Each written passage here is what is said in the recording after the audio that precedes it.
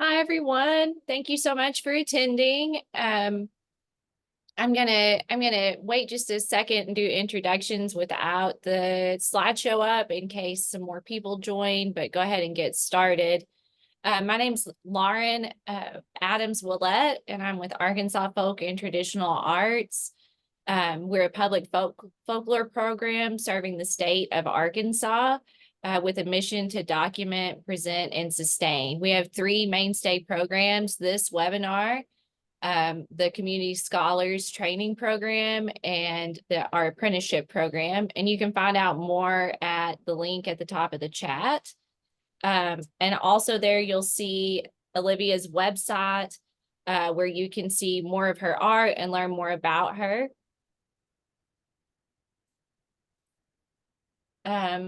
So Olivia Trimble is with us today, and she's a second generation sign painter and muralist living in Northwest Arkansas with her husband and two daughters and one dog I'll give honorable mention to. She has spent the last decade working to improve the urban landscape through bright and intentional signs and murals. And when she's not painting, you can find her building neighborhood bonds and strengthening other parts of her community. And she's served on many different nonprofit boards and also like the community clinic, Second Helping Northwest Arkansas, and the Fayetteville Arts Council. And then she also was a participant at the 2023 Smithsonian Folklife Festival. So we'll talk about that some as well.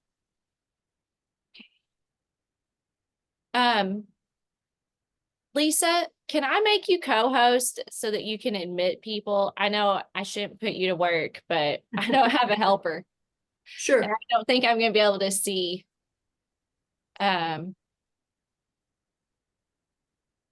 Thank you. Sorry. No problem.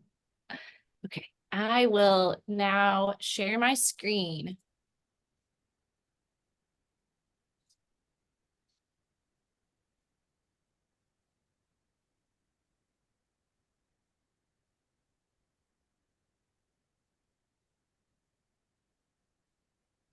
Okay. Okay, Olivia, so can you just kind of describe how would you describe the traditional art of sign painting, and where do you put yourself in that art, in that community? Yeah, Lauren, thanks so much for having me. So sign painting is one of my favorite things to talk about, and I'm glad that we get to do that today. So sign painting is just the traditional art of hand lettering signs. And when I first started sign painting, I bought a sticker that said, "Sign painting is the world's second oldest career." So that was sort of like dirty and funny. I don't exhibit that sticker anymore, but as long as we've had businesses and enterprises, we have had the need for signs to indicate like what's going on. So sign painting's gone through some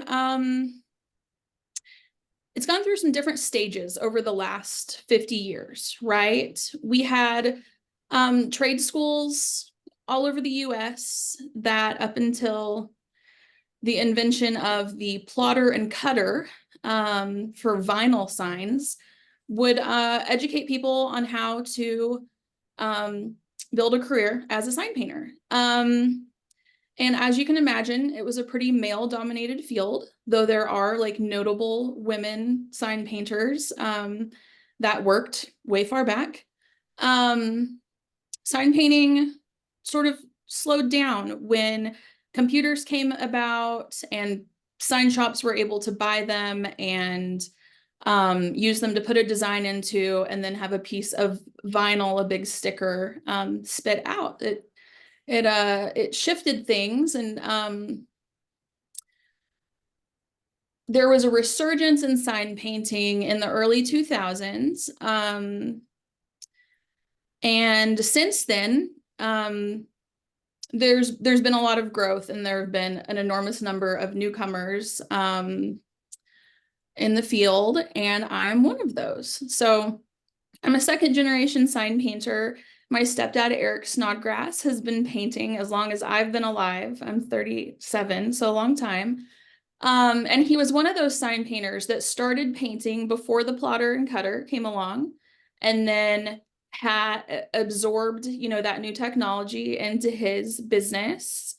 I remember being a kid when he bought his first computer and plotter and cutter, and it was interesting, and it shifted the work that I watched him do. So as I got older, I grew up with my stepdad painting. I got to go on job sites. I never got to touch his paintbrushes because it was very serious that he was a sign painter, and that was a tool not to mess with. And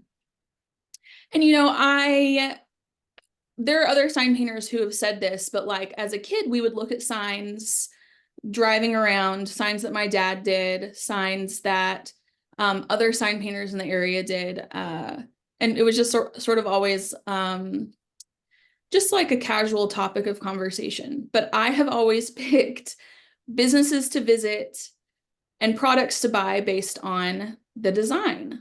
So I say that because I had no plan to grow up to be a sign painter. This was not on my radar at all until about 2009, 2010.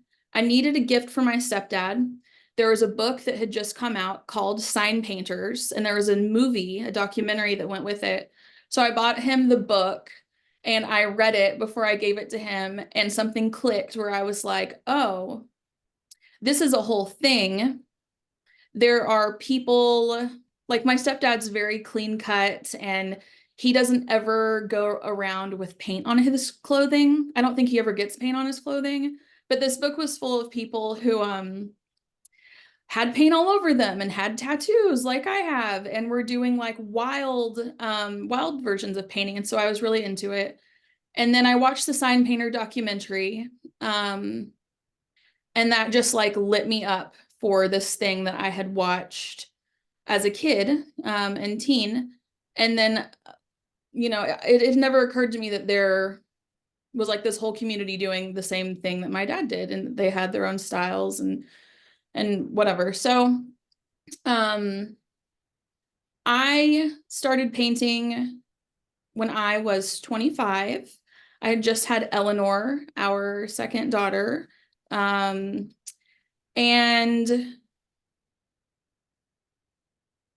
the signs that I painted at first were real bad.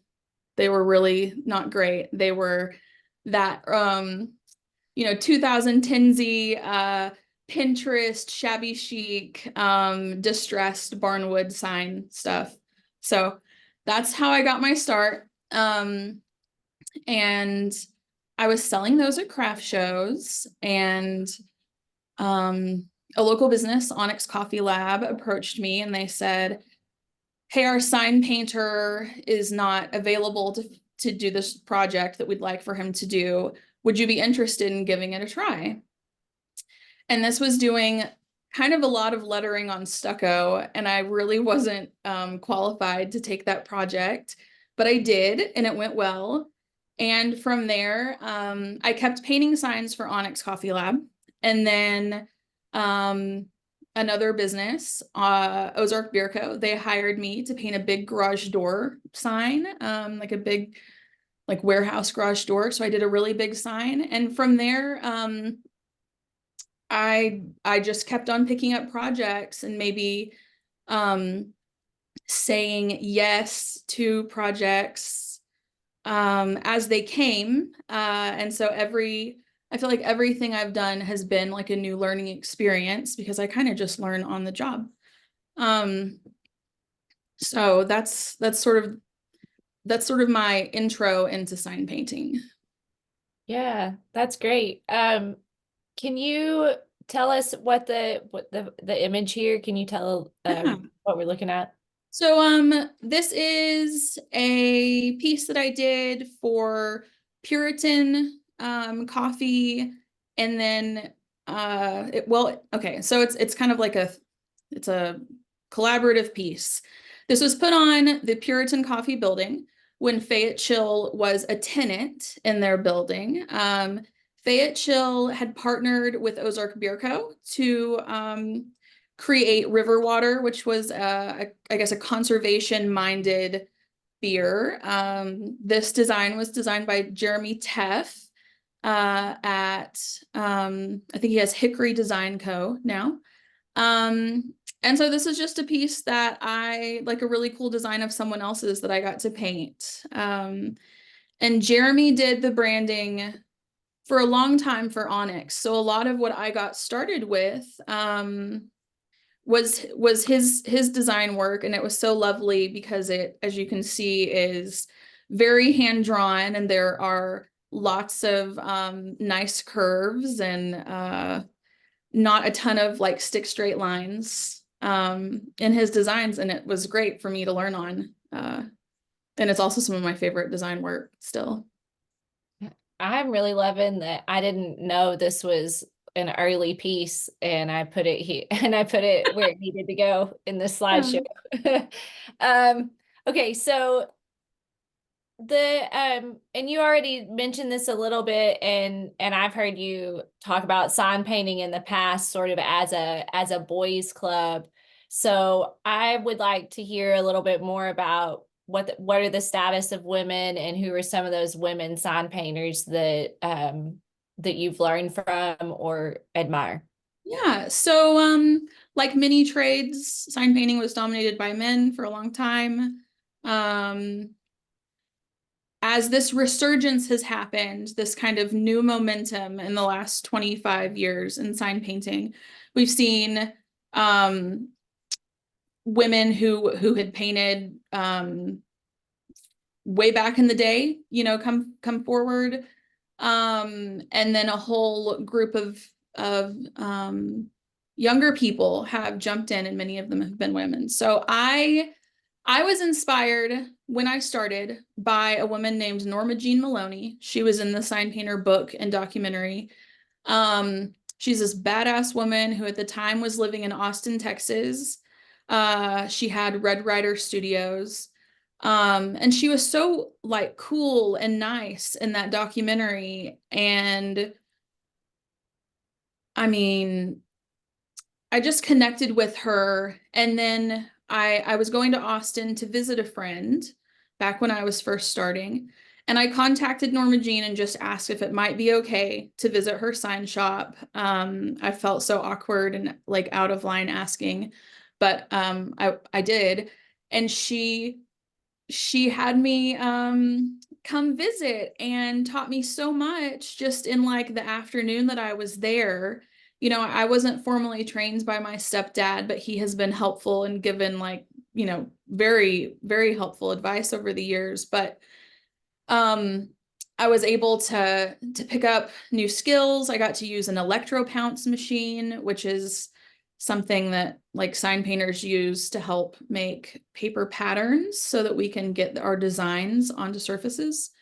And so Norma Jean sort of really ignited my passion. And at the same time, there was a group created called the Pre-Vinylette Society, and it was a spinoff of the group, the Pre-Vinylite Society, which is for everyone, but it was really a lot of guys. And we wanted a space where we could sort of talk about our experiences on construction sites and dealing with hardware stores and different suppliers, and sort of, you know, a place where we could really talk about the experiences as women that we had. And so this group was started, and it made such a difference. And I guess I should have checked before this Zoom, but we have a ton of members now. And every time I meet up with or talk with a novice sign painter who's a woman, I refer them there. So in Fayetteville, we had Nancy Couch. Nancy Couch painted signs for a long time. And one of my favorite stories about Nancy is that she was working on a billboard when she was 9 months pregnant.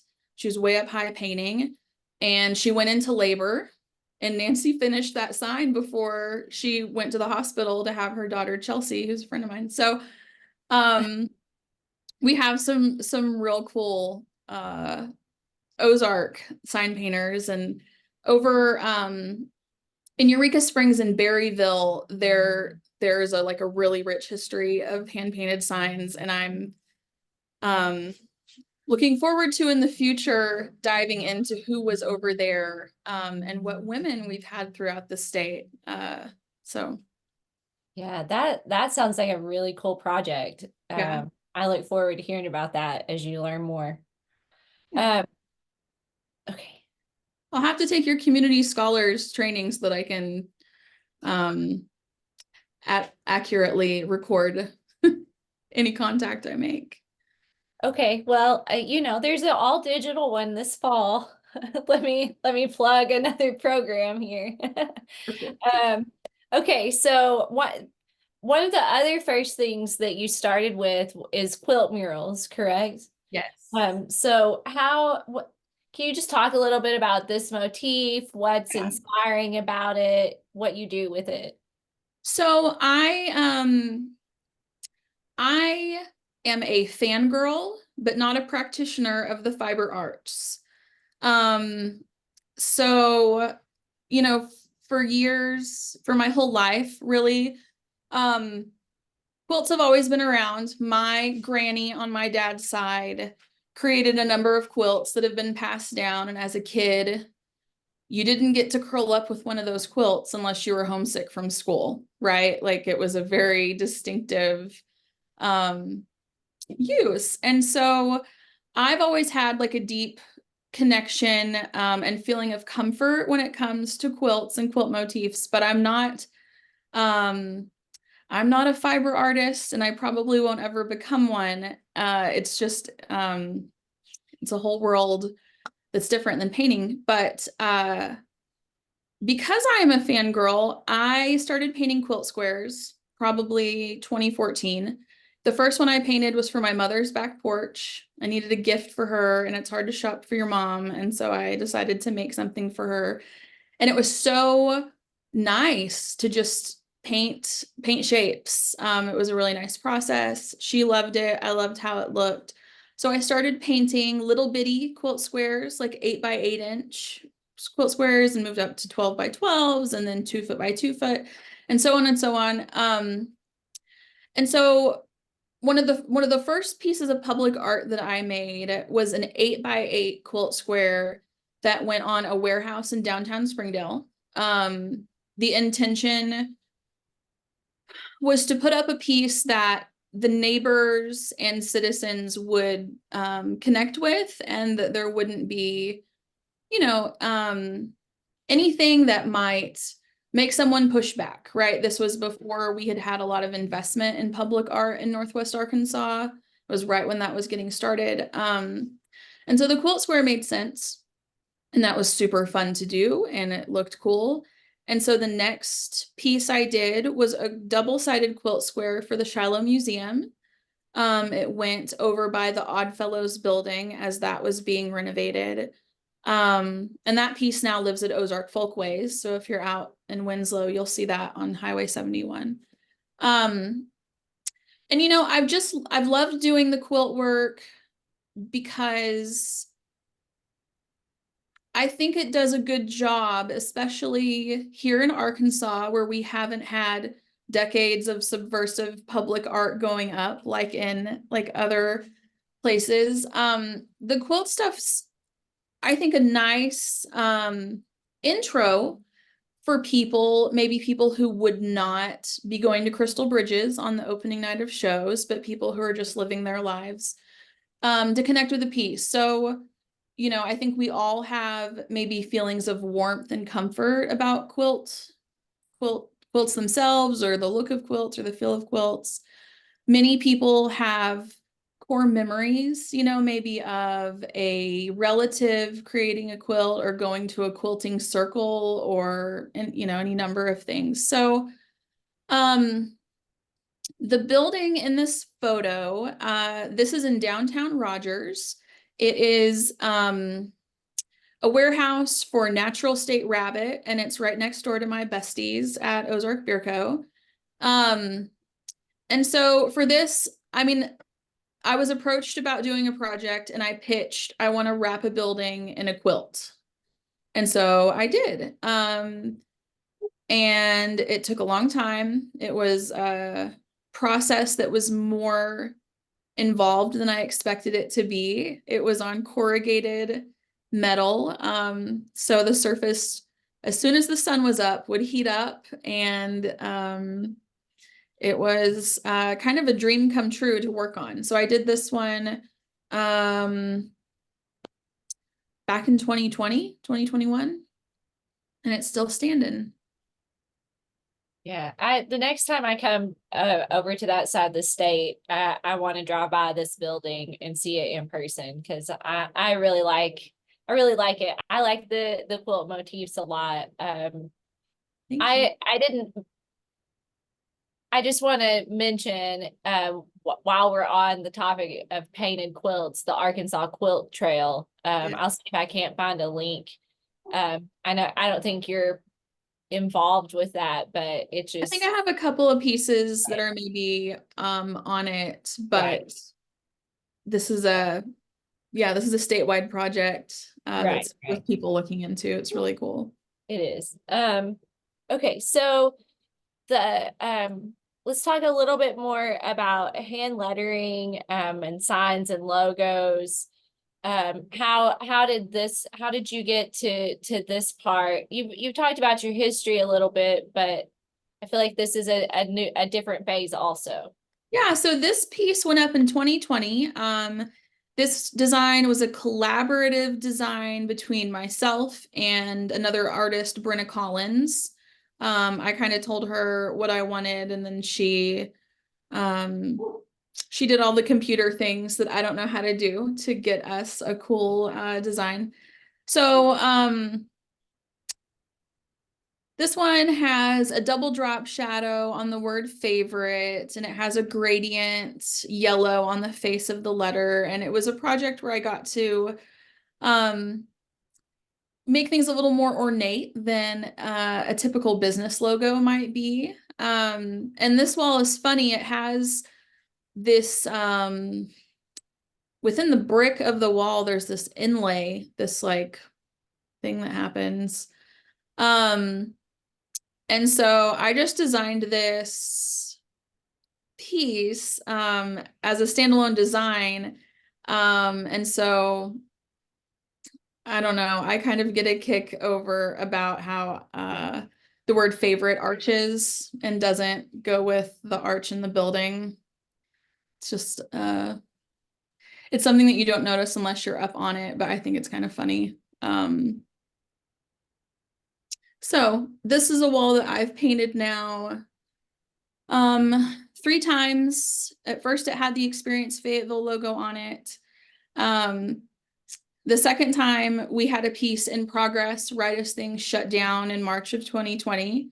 And I got pulled off the project, as everyone kind of did. And when it was time to restart, we just wanted a different direction and a different momentum. So yeah, this is one of my favorite pieces, and I get to see it all the time off the Fayetteville Square. Yeah, I love it. I love the colors. And I feel, I don't know, this is Olivia Trimble style to me. Like, if I feel like if I saw this and didn't know it was yours, I would be like, that I bet Olivia did that. Just based on Yeah, there's a lot of aqua or turquoise in my work, and it was very satisfying to get a whole wall, a whole 2-story wall that color. So okay, so a lot of your hand lettered signs have content that is about loving kindness, I think, is how I would describe it. So I wonder, what's the inspiration for that? What's Yeah. going on? So, I guess really because I'm trying to connect with people who are not purveyors of fine art, maybe all the time. I try to just have prompts or statements that most people can be like, oh yeah, that makes sense. Or I'm down with that. So for this one, for Share Something Beautiful, this was on the now torn down historic Johnson store off of MLK in Fayetteville. So it was on the side of an abandoned building. But it was on a heavily traveled road. So my thought was, let me put up something that might just be a little just like a little tiny catalyst to help someone have a better day, right? And so this one's been so neat because it was one of the first things I put up. It's real loose, and I kind of used scrap wood for it even, and it wasn't very big. I think it was like 4x6. But I've had so many people tell me, well, when I moved to Fayetteville, this was one of my favorite signs to see, and it made me feel so good. And so it's been neat to hear feedback from people who did take that heavily traveled road. And to hear that like it did actually improve some people's days. So we have Share Something Beautiful. There was a Love Your Neighbor mural that was up on the Old Farmers Co-op. That was a 2-story piece that we put up in 2020. And the idea for that was just to have a prompt that maybe there, in 2020, there was a lot going on. There was a lot of unrest and tragedy and just awfulness. And so the idea with that was just to have like a nice prompt that most people should be able to agree with. There's a sign, these are all on MLK, but it's a long road. There's another sign on MLK that I did that says Love Unites Us. That was a piece that covered up white nationalist graffiti on a building. And so I have a side project that every time I do a piece, I hope I never have to do another one. But I have since 2016, when hate speech has popped up here in Fayetteville, I have either with permission and sometimes without permission gone to cover that up pretty quickly. I don't want people to see, like, for instance, the Love Unites Us building said like white pride on it. And it was around the corner from my Filipino mother's house. So I saw that and was like, well, I'm going to cover that. I don't want my mom to see that. So the love like theme is like it's just another thing where I want it to connect with most people. I want it to be undeniable, when you cover a piece of hate speech, put up something that even hateful people shouldn't be able to argue with. Unfortunately, people have argued with Love Unites Us. I've had that piece tagged 3 times. The first time it said love weakens us. The second time was just, I think, someone just being squirrely, spray painting, nothing too bad. And then the last time people tried to like block out the words and then spray painted "Your days are numbered" on the back of the building. So that was an interesting experience. So even though my intention is to like put up stuff that's undeniable or like a prompt that we should all be able to follow, and it's like the most basic stuff, right? Like these are not deep phrases. I keep going with them because we keep needing those reminders. Like, I want communities to be safe and comfortable spaces for people. We still have a long way to go with that here in Fayetteville, but my hope is just that I can put up work that is an improvement over what was there before. Yeah. I think I know part of the story for this next piece, and my question I don't know. My question for it is, what's your advice on planning large scale art? But the next one will be about funding art, so I think it'll fit in with the story of this as well. So this building, that's not my dog, by the way.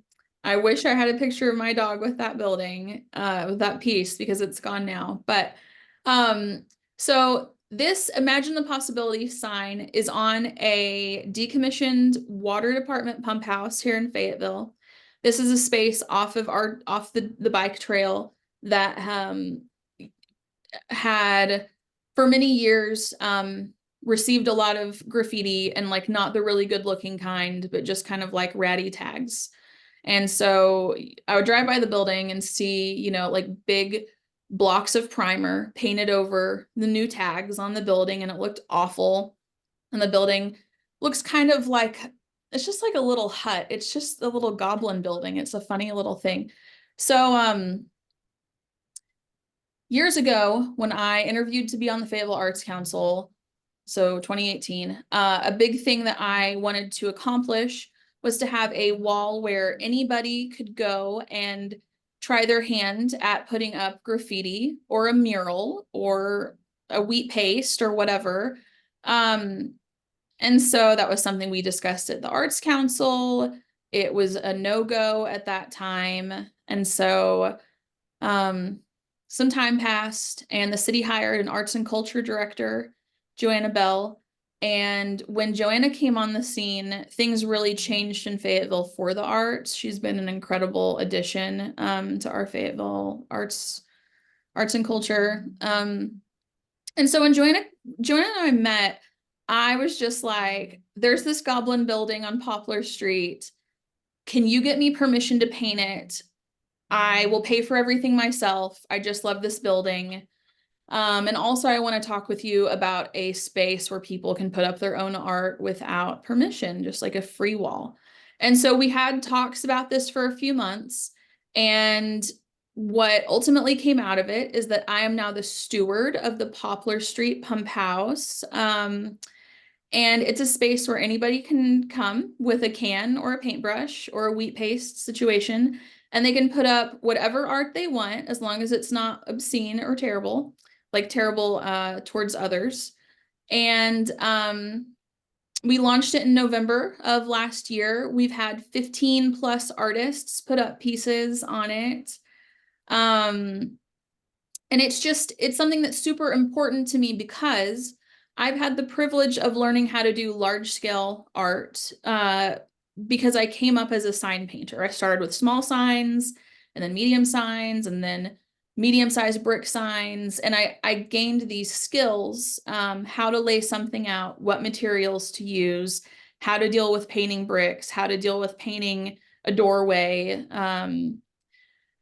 And I never was without a space to practice because I would keep on doing new projects. But that's not the way it is for most people. Many people are doing illegal graffiti because that's how you do it. Like there's not a space to practice, or you don't have a backyard that you can put up 4x8 boards on and practice, or you can't get a project even though you're a great artist because you don't have a portfolio, right? These are like big challenges. So this pump house has been so great because it is a space where someone can go experiment. So many places don't have, many places in Arkansas don't have spaces like this. So for people who would like to put up a piece, a large piece, you know, the idea is that you design it ahead of time. I do not freehand large pieces. Other artists do, but that's not how I roll. So, you know, you can hand draw and refine or design something on the computer. And then I use a projector to put up my pieces. So I recommend people projecting their image and then sketching it out. I started out with an overhead projector like we had in elementary school that our teachers would write on, and then it would project, in the classroom. You can have transparencies made for about $1 at FedEx, Kinko's, or Office Depot. Or you can use a digital projector, which is what I've finally upgraded to. The most important part of putting up a large piece to me is to make sure the layout is good, that outline and guide that you have. For me, it's the most important. So my I can be very long-winded about the advice on how to put something up, but make sure that your layout is good. Use stiff paint brushes if you're working on a textured surface. And I'm always open to calls or messages from folks who want to put up a piece. I'm always happy to give advice on it. So another kind of technical question, how are some of the ways that maybe it's the same or the different or different, but that quilts, murals, and lettering, is there overlap there or no? Well, I mean, it's just a lot of it's really a lot of geometric shapes. I mean, letters and quilt patterns you can lay out with grids. I don't grid lettering unless I'm laying out something small. I'll hand lay out at that time.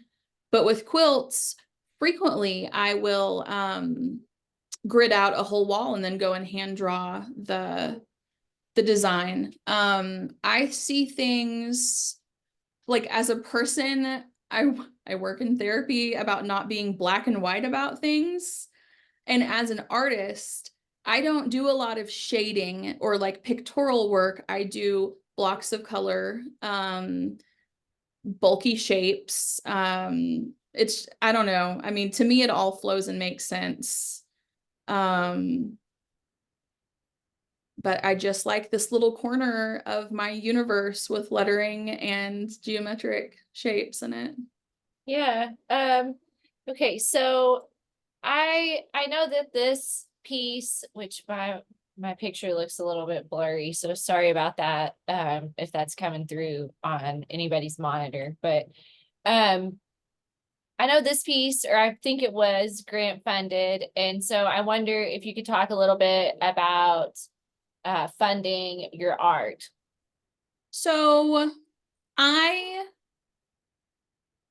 have received a couple of really big grants that have allowed me to do some cool projects, but I would say I'm still learning about how to have my work funded. So I may not have the best advice out of all the artists in the state about how to fund your work. It is helpful to work with developers because they want to put art on their new buildings and apartment buildings. It helps sell them. So when you want to have something, public or private dollars, they're hard to capture, but having clients like developers is really helpful. When you're wanting to fund a project, though, I have had a wonderful experience working with the Mid-America Arts Alliance. They serve like Arkansas, Oklahoma, Texas, Missouri, Kansas, Nebraska. That might be it. But they're an entity that funds projects. I took like a seminar with them in 2020 and then applied for the interchange grant, which allowed me to work with Rachel Reynolds on putting up public art in rural spaces and sharing those skills. I have, with Rachel Reynolds, we had funding from the American Library Association. They have interesting grants available to like integrate arts and education. It's really hard to fund art. I'll just say that. I put in a lot of applications. I don't get funded very often.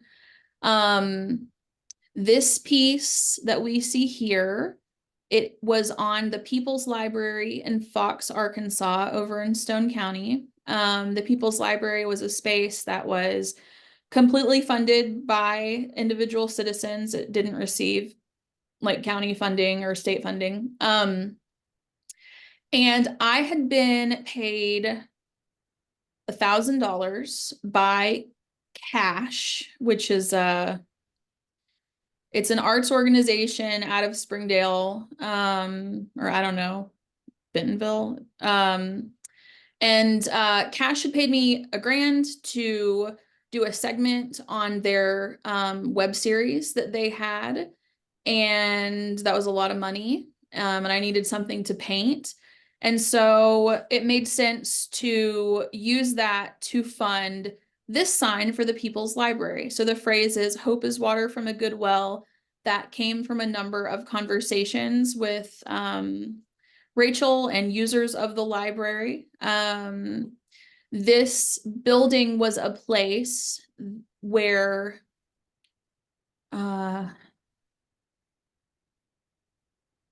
like boxes of groceries were passed out to residents of the county. And so like people who would need a box of groceries, that would come in handy. So I wanted to have something on this wall where people would line up and see that wasn't like too fluff, right? Like maybe that's a hard thing to be getting food aid.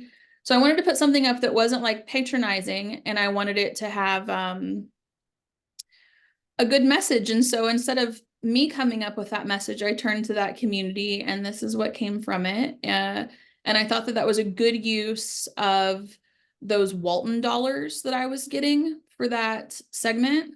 And so that's what we did with it. So sometimes, often I will get paid from a corporation or philanthropists or whatever, and I'll get paid really well for a project, but I'll take some of that funding and use it to self-fund another project. And generally it's a community-minded piece. So sometimes when you're funding things, you build in, you charge a high market rate for your work, and then you use some of that to fund the things that are harder to get a grant for. So I don't know. I'm still learning about how to fund things. I have a big project that I want to do about Woody Guthrie, who was a sign painter. So I'll be learning a lot over the next year on how to get a fellowship to pay for a long range project. I think I heard quite a bit of good advice about funding in that response myself. We're getting like to the last 15 minutes or so. I'm sorry, I got an alarm notice there. So in last summer, 2023, and I was there as not as a participant, but as a presenter also. But Olivia at the Folklife Festival, well, you were there for quite a bit longer than most of the other participants, and like it was a rare treat to get to see you during the day, because you were kind of busy at night and had a different schedule than most of us. So can you share just a little about the process and everything? So my work on the Smithsonian Folklife Festival was like a life-changing dream event. I got to work as a production designer and sign painter and muralist on the festival. So I worked for close to a year in advance of the festival, working with curators, looking at the design elements that are specific to the Ozarks, and then got to work with my hands on hand painting 20 signs for the festival. And then during the festival, like as a participant, I painted this 53-foot long mural, like on the Washington Mall. And so it was completely insane. I stayed in DC for a month. So that was crazy. If you know me, you know I don't like to travel. I don't like to be away from my family and home.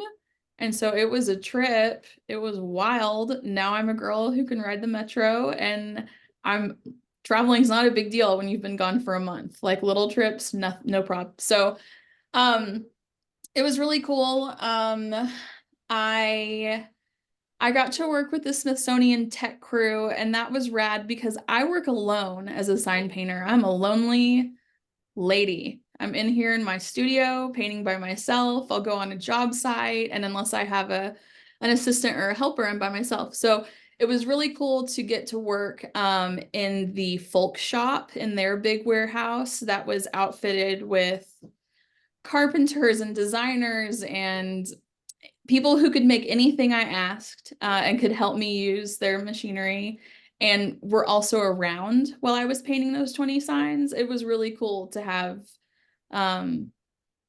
you know, just like colleagues around. So it was great. So while y'all were working during the day, I was over on that truck painting. And so I talk about the layout being important. The background of the design on the truck is, or it's like a semi-trailer. So the design there, there's a quilt background. So that was a process to hand paint that first, and then the lettering went on second.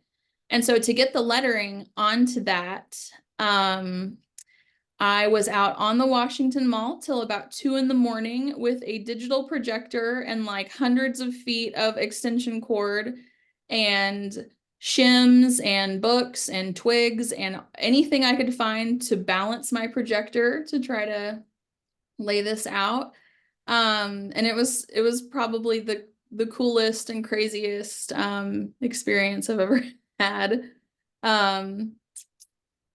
So yeah, the Folklife Festival was incredible. And then it was after working for so long on conceptual things and working with tech crew to see it all come together, it was just an enormous and like beautifully produced and curated event.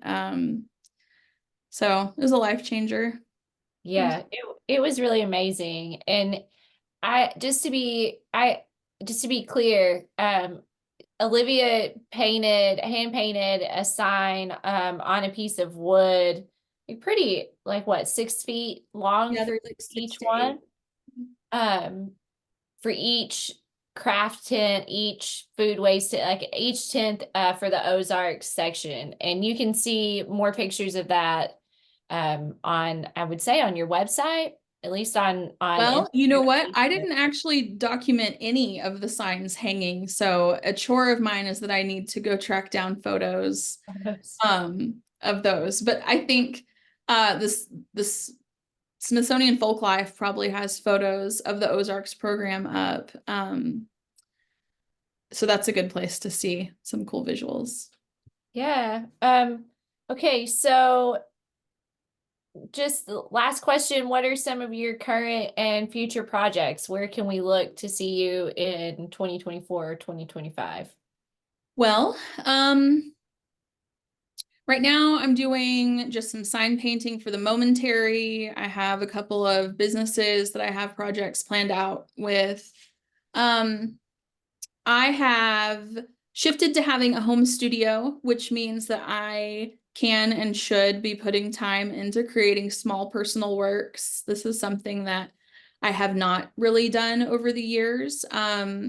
So over the next few months, you'll see me put out some quilted landscapes, some like weirdo Southern pop art pieces that I'll talk about next time.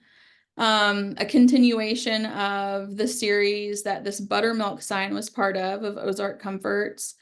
And then I'm that Woody Guthrie sign painter project that I talked about.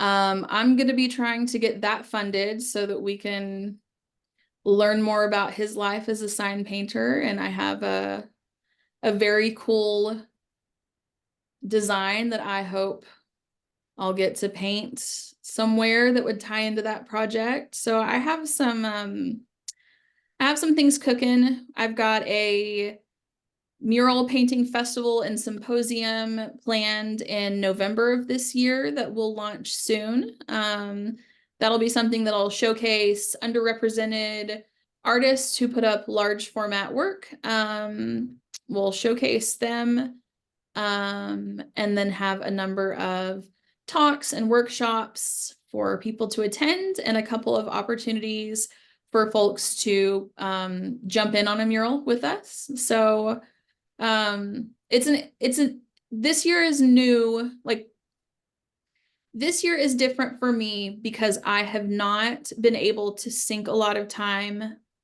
into personal projects like I'm doing this year. So I'm hopeful that in 2025 we'll have some neat collaborative, community focused things to be working on. Yeah. Well, thank you so much. Before we sign out, I want to give anybody in the audience a chance to ask any questions that you might have. And it's fine to unmute, or you can put them in chat if you have any. So, I don't see anybody typing. I'm not going to be in a big rush, but, anyway, I so appreciate your time and your energy and your knowledge. I'm so glad we could have you on, and I'm so happy that you're my friend too. Well, I'm just so delighted to be What on. about- This has been great. I always feel awkward talking about myself, but it's you know, it's kind of a dream come true for this to be my job and to be how I spend my time and make money. So I always hope that these talks might inspire somebody else to jump in or jump into their own craft Right. that they've been interested in. And you know, if you don't see her contact information on her website, which is in the chat, you can always contact me and I can put you in touch with Olivia. So thank you guys so much for being here with us today. Thank you And for coming, y'all. Thanks for having me, Lauren. Yep. Bye-bye. Have a good afternoon.